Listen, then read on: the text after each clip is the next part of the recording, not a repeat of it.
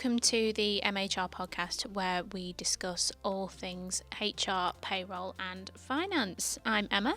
And I'm Andy. And How are you? I'm all right. I'm ready for another week of discussing the world of work with you. I think we've got a pretty good one this week. We've had cause for celebration. MHR have won the Midlands Family Business Award of the Year. Lovely. Well done, MHR, for that Round one. of applause. Well done, Try not to knock my microphone. Lovely, great. No, it's good. I think in the spirit of recognition, which we've talked about, we should recognise everyone that's contributed towards that. No, well absolutely. done, business. It's a fantastic achievement, and the Millses are incredibly happy with the award, and it's all very well deserved. Absolutely. So, well done to everybody involved in that. I feel like you're segueing now into our topic. I am segueing. Well, I thought it was a great opportunity for us to have a bit of a conversation about family businesses. Yep. And what the advantages of them can be. Lovely. So, even though we're in a kind of society now where there are, big kind of conglomerate businesses, lots of acquisitions and things that are owned by, various shareholders, there is still a big kind of market for the family business as we know it. I think there's an ever-changing perception of what a family business is as well. I suppose if you were going to talk to me a few years ago and go, it's what is a family business, I'd think of a smaller business run by a family. It's a smaller enterprise, but they're some of the largest businesses in the world are family-run businesses. No, absolutely. And so I thought that it'd be great to have a chat about what it means to be a family-run business and what those advantages can be to a family-run business. Okay, sounds good to me. So just having a look through kind of various bits of research and also from, discussions that we've had in the past with the Millses, and, I've also had experience working in family businesses prior to coming here as well. There are a significant number of advantages to running a family business. So the first one that we've pulled up here that I want to discuss is stability. Okay. So the thought here is that the leadership of a family business is normally determined by the position of each individual in the family. Okay. So there tends to be more kind of longevity in leadership as a result, and less likely to have, kind of regular changes. And so that creates a stability to the business. Yeah. And I think that that's an important one to discuss, because certainly in an environment where, certainly in kind of today's landscape, where we hear a lot about mergers and acquisitions and, the business structure changing quite continuously, that can be quite disruptive to an employee and how comfortable they feel in the business and that security. And you can see the data as well. Like, I think if you looked at your average large organisation, the leadership team typically, you could have a kind of typical year span where people move on because they're a part of their career ladder. But I suppose that kind of books the norm with a family-run business, because you've got people there at the top, the family that are involved in there, wanting to stay there for the longevity. So it does provide a business a bit more stability. Whereas in other organisations, if they're not family-run, what you tend to find is that leadership team rotates as people are on a different path in their career. Whereas I suppose typically you could argue a family-run business has their eyes on the long-term direction of that business rather than moving away or into another business. No, exactly. And, kind of those trigger changes at the top tend to be far less frequent because they tend to be more of a personal reason. So say that there are, retirements happening or there's illness that's creating change, but in that case, there tends to be a succession plan in place that makes that easier to manage. On this article you're looking at as well, the next point kind of leads nicely to that. So it's the topic of commitment. So, of course, with that long view setting kind of the direction, the path they want to take that business, I suppose family-run businesses seem to have a greater sense of commitment and accountability at the heart of how they want to operate, because, it's personal to them, it's personal to their particular journey, but also they're in full control of what they want these commitments to be. It's not just the needs of the business sake, but it's what the family or the values top of the business want to be driving as well. So there can be a desire for both the family and the business to stay strong for a range of benefits. and I think longevity in any industry creates better understanding.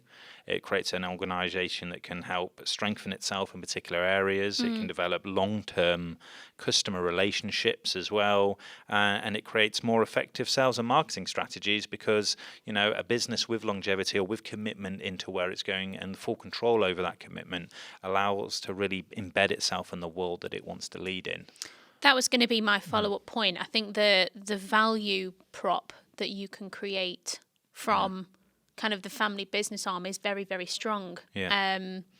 It's talking about that loyalty. It's talking about that commitment. It's talking about that commitment to value as well, because you are working with the same set of people that have the kind of same vision, and whether that's even the same vision for progressing in a different way, you have that consistency in commitment. And I guess in a sense that also makes it quite a bit more personal as well, because it's not just about creating that commitment to the business for it to succeed, but it's also creating that that commitment within the family as well. So it becomes a lot more personal and a lot more kind of ingrained in your being, if you like. Yeah. So the next one that I pulled up on here that I thought was good was flexibility. Yeah. So whilst non-family businesses tend to have, very clear delineated responsibilities for every role, family members will, often put on different hats and take on responsibilities outside their formal remit. And I think that's a really interesting one, because it's giving the opportunity and the openness to get different opinions in and, really get a thorough understanding across the business of sort of what we need to achieve. Yeah. I also think one of the biggest advantages to, if you're an independently run family business, is you can make the decisions that you think are best. You're not maybe tied down in as many bureaucratic processes as other businesses might be, and that allows you to be more creatively flexible in the direction of the organisation. You could probably pivot easier. You can probably be a lot more responsive to change and threats in the market, because you're not creating the kind of slow processes that you need to go through to kind of manage change. You can probably flex that change better. And I suppose also because you're developing a long-term relationship with the company that the family runs, and you get a sense of who those people are. You're developing a really clear relationship of how you personally want to work if you're running that business from a family point of view. So it's kind of nicely in tune with the almost more of a personal relationship we're developing with your stakeholders. So you can afford to have a bit more flex, and I think that's a real advantage. Having someone who's worked for family-run businesses and being in one, I really like the idea of us being able to go, we can do what we think is right for us as an organisation. We don't feel like our hands are tied. And I think that really strengthens us when markets are unpredictable, but it also allows us to be really ambitious. And to be ambitious, definitely. you have to be flexible. Definitely. It's that red tape that I think can be found in businesses when you have multiple kind of shareholders that you need to please. And, a family business can lift some of those restrictions because that decision is very centralised and is very kind of, just put with it, back straight into the business itself, and it isn't dictated by kind of other areas outside of that, not so affected by the macro environment. Yeah, I think there's a lot about flexibility there. We could probably talk about ages, but I do. To me, it's one of the things that stand out as going, actually, let's have the ambition to flex how we want to as an organisation. Let's enjoy the freedom we have and not having all those hoops to jump through. That maybe much easier to pivot in times of change as well, 100%. Which I think is also important. And I think this brings us on nicely to the next and one of the final points I wanted to talk about, which is the long-term outlook. So what tends to happen in kind of acquired businesses in particular is the outlook tends to be looking at quarter per quarter, or at least looking at it, kind of at a year basis at most. What are we doing over the next 12 months to increase success to the business, bring in revenue, generate that. Whereas in a family business where, as we've discussed, you've got that stability, there's a better opportunity there to look at it from much more of a long-term point of view. Families will be thinking about, keeping the family within the business for generations to come. So how are we going to ensure that we've got all of the facilities and capabilities in place to do that? How are we going to look to grow? That shared value and perspective piece is really powerful as well, because as you just, even if you're not in a very large organization, or you only need to watch like certain television shows to understand that as organizations are bought out or new leadership takes over or things are merged, everything comes in with someone's angle of how they're going to make the world different, and they're going to put in some change, and they're going to implement that, and they're going to rock the boat a bit. And I think one of the things that family businesses can benefit from is that long-term view on going, well, actually, this person in my family had this vision. I share that vision. I share those values. So as I come in and I take over leadership on that, I'm carrying on that journey. I'm not disrupting everything for the sake of impact. I'm actually allowing the momentum of our success for to grow and for us to benefit from that. And I do think stability alongside that flexibility is where there's some real strength, because you're not immediately looking at when a kind of a change of leadership happens, you're not immediately looking at like a pivot in the opposite direction. You're looking at a clear view. I believe this, they believe this, the people after me believe this, because we share that as a family. That's a really good point. Consistency in the voices, and the kind of thoughts that get put in the pot. I think it's important to recognise with family businesses that it doesn't mean that, it's actually very restrictive of who can speak about it. Certainly, as we push into a more modern view of the family business, it's also all about bringing in people that can really help and lift the business and, sharing those views and also challenge those views, but in a way that will drive the family business forward and effectively work towards that ultimate kind of goal, that ultimate strategy.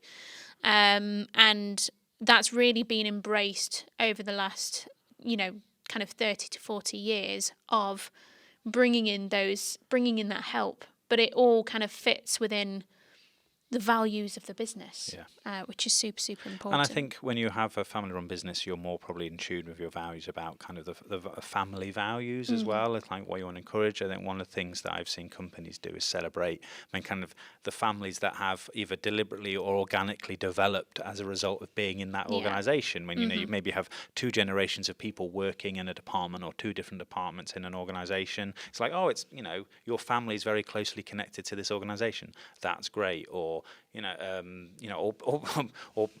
families start as a result of working in the same organisation. I think there's a lot to be had for that. I think especially if in a family-run business, you get a sense that they're encouraging this kind of we know each other. We have this kind of understanding of each other, and there's that communal feel. I think that's something that can be leveraged, and I think that can be done effectively when it's done well.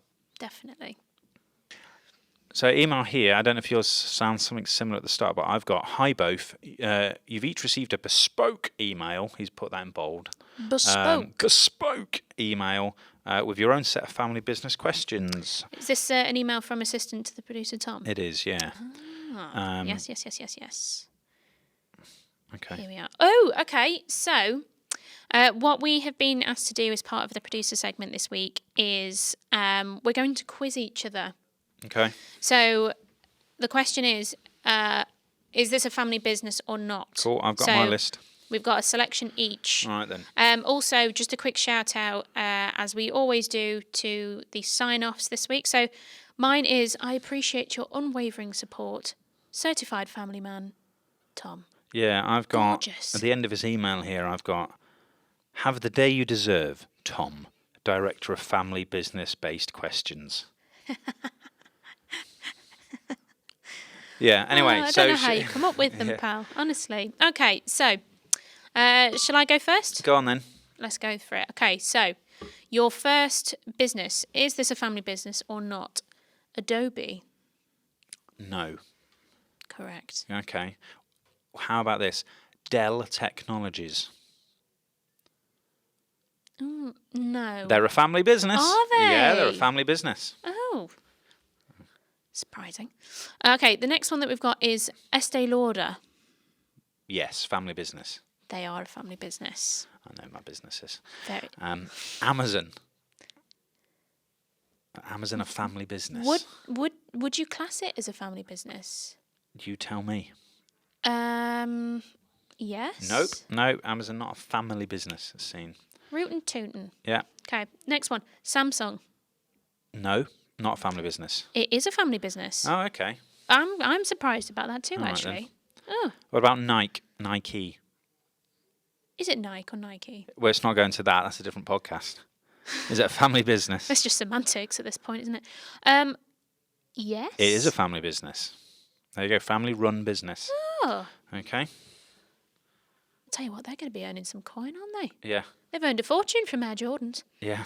And my last one for you, Apple. Apple is not a family-run business. No. No. And one for you, one for all the family, actually, here. Audi. Yes. Audi is a family-run business. Yes, I there thought you go. it was. It's a German family. Yeah. So Yes. you got, unfortunately, just two of mine of two of four right. You got 3. There you go. Damn. What I'm doing. Good. Next time. Well, this was good. I enjoy talking about family-run businesses. I think it's an interesting topic. I think there's loads we Absolutely. could talk about. Yeah. But it's great for us to reflect on it. We work in one. I think there's a lot of benefits we feel as a result. I'd love to hear what other businesses say it's like working for family-run businesses. They all come in different shapes and sizes. It's not They just do. one type. But if you've got any views, you can find us on our Facebook group, MHR Podcast, or just get in touch in the usual channels. We are on social media. We are. We're on mhrglobal.com. And you can find us across Facebook, Instagram, and Twitter as well. All the stuff. All the stuffs. So we'll see you and your family later on. Next week, maybe. bit weird, Come it's a bit round. weird, that. Just have a meal. Just pop in and say hello. Yeah? Not sure about that. All right. See you next week. See ya.